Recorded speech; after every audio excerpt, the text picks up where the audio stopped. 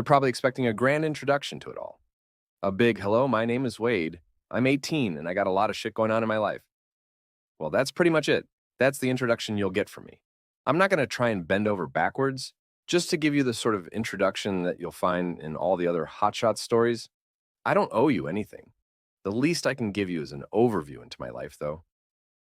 As you know, I'm well into my teenage years. I live in the fucked neighborhood called Stanford, a little below middle-class area not too far from the wealthy suburbs of Waverly. I live with my mother, a single, strong mother of two, and little brother Gray, 13. You're probably wondering, where your father at, though? Well, to put your mind at ease, he left. Just a boy trapped in a man's body that couldn't handle the harsh reality of starting and building a family. Ran away with some other woman.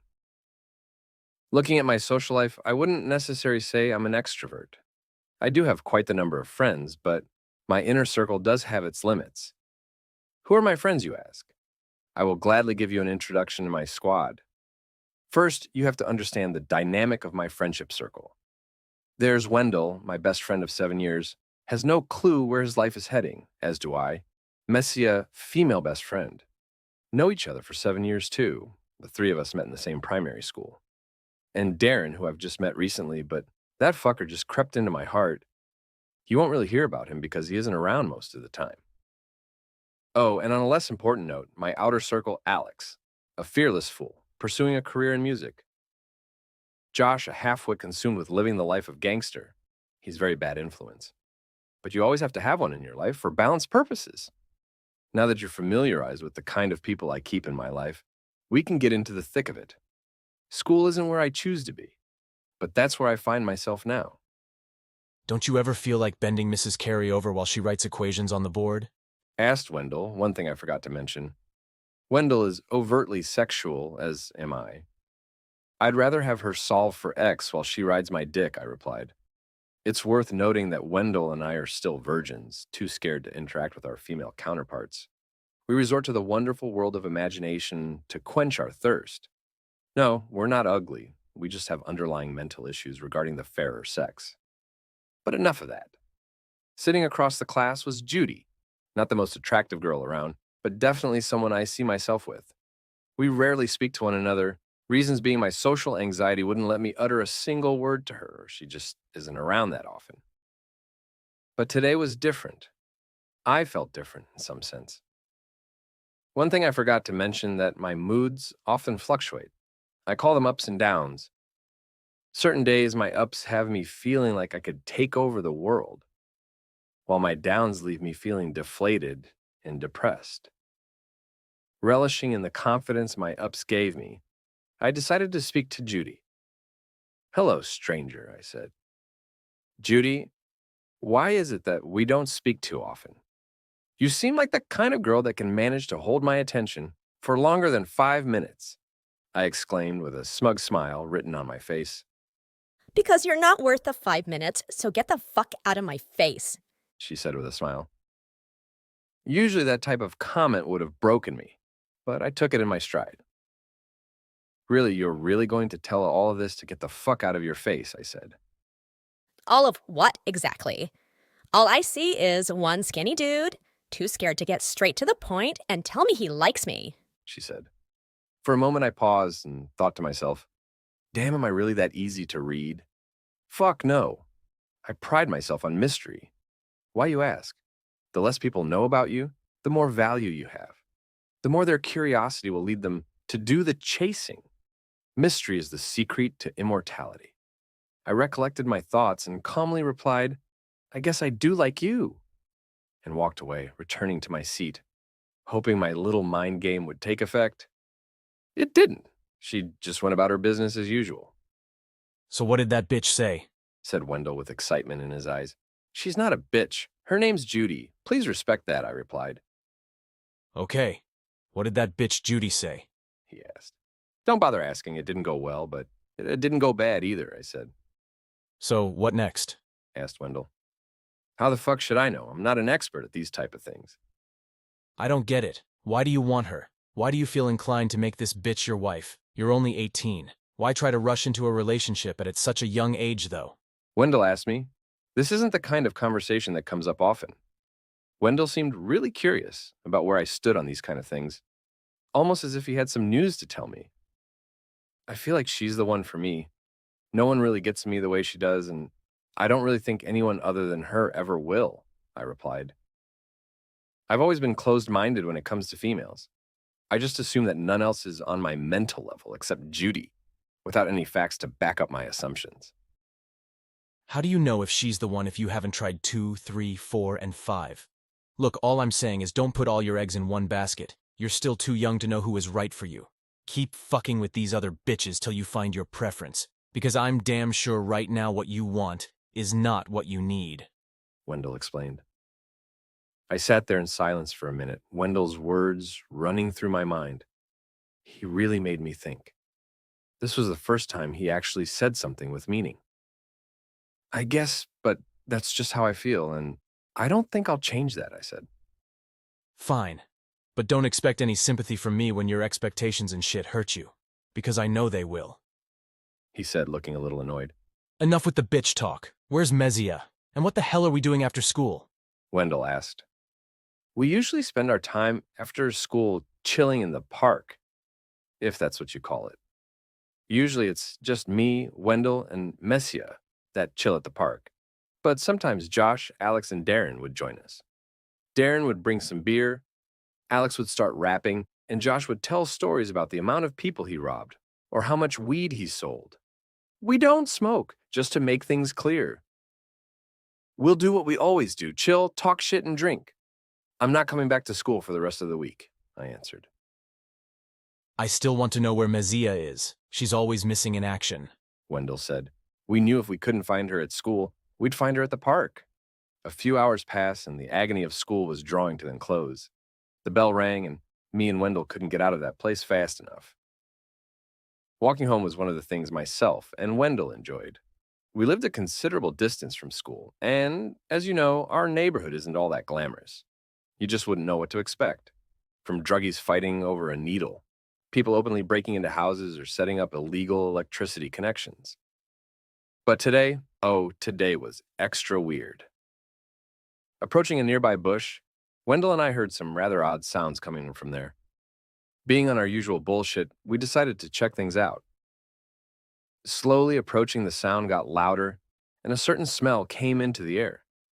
A few paces forward, we noticed two figures in the bush. You already know what they were doing, right? If you're one of the slow ones, I'll spell it out for you. It was two people fucking. But not your usual couple that just lacked a stadium. A stadium being the word we use to describe a place to fuck. This was different. A local truck driver and a desperate druggie. Boring fact, the druggie follows the same narrative as other girls caught in this life do. Young girl, bright future, takes the wrong path, ruins life. It's sad, but that's life for you, What the fuck is happening? said Wendell. That's two people engaging in sexual intercourse, I explained. I know what the fuck are they doing. I can clearly see his meat going in and out of her. I want to know why it smells like someone's burning tires. Is sex supposed to smell like that? Exclaimed Wendell. It was kind of odd that the smell was that strong. How am I supposed to know? You know I haven't fucked a bitch before, I replied. I'm not sure about you, but I'm recording this shit, Wendell said, slowly pulling his phone out of his pocket. A phone stolen and given to him by Josh. I wasn't sure how I felt about that. Amazed by what was happening, sure. Disappointed that my friend would want to record this and share it with others, of course. For all we knew, she could be fucking him for some money for food or to get her next fix. And sharing the video could ruin the man's life too. Dude looks married, but on the hand could save his wife from catching a disease if she hasn't already caught one. At my moral wit's end, the only words I could utter was, Wendell, if you masturbate to this shit, I swear you're not my friend anymore. The dark side won. The fuck I look like. ID never. Would probably still smell this shit through the video. But damn, the old man got some moves. Look at those strokes. In, out, rotate a little. Tell me this doesn't deserve to on video, Wendell said. Let's just get the fuck out of here. Wouldn't want to ruin the man's good time, I said, hurrying Wendell on.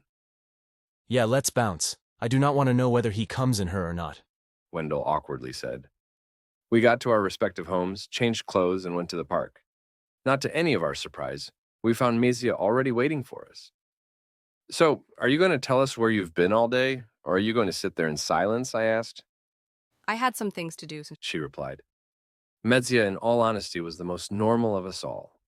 But today she seemed a little off. Anything interesting happen while I was away? She asked, Nothing much. I spoke to Judy, though. I think I might be in with a shot with her, I said sarcastically. Bullshit. The only thing he did was say hi, bitch out, and came back to me the bitch. Okay.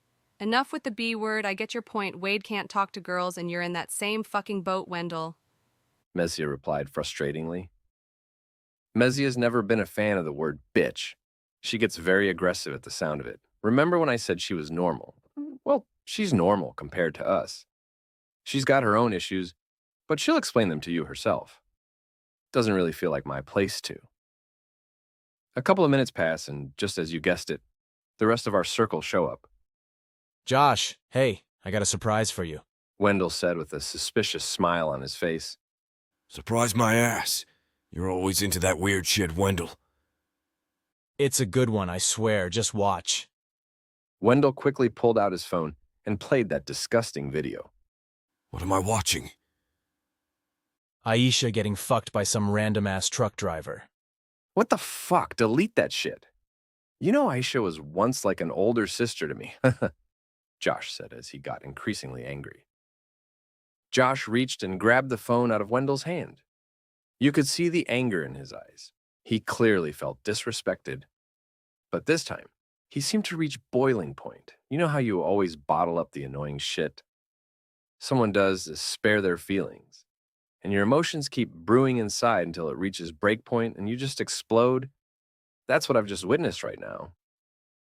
I have to tell you, Wendell knows exactly which buttons to push. He really knows how to piss someone off. Things were about to get physical, so, as always, I had to step in and defuse the situation. Quickly separating the two, Josh took 3 steps back and launched the phone into a small body of water. Why the fuck did you do that? That was my fucking phone. A fucking phone I stole for you. You need to learn about a fucking thing called boundaries.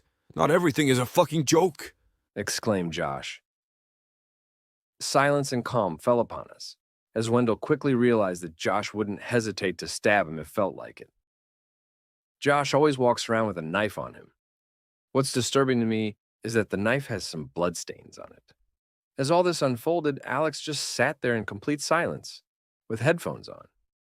You probably thought he wasn't even here to begin with. In his own world, Alex was probably reciting his lyrics over and over in his head. Alex, what you got in store for us? Mezia asked him in an attempt to lighten the mood. I got a little something here and there, but it's still in the works. And we just supposed to know what the fuck it sounds like, right? We're some telepathic motherfuckers, right? Well, if you ask me nicely, I might just let you all hear it. Alex replied. Please, sir, may we hear your raps?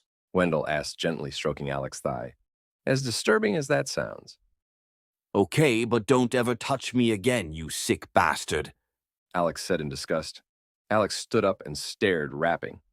Everyone has either that one friend that aspires to be a professional rapper or knows someone with similar aspirations.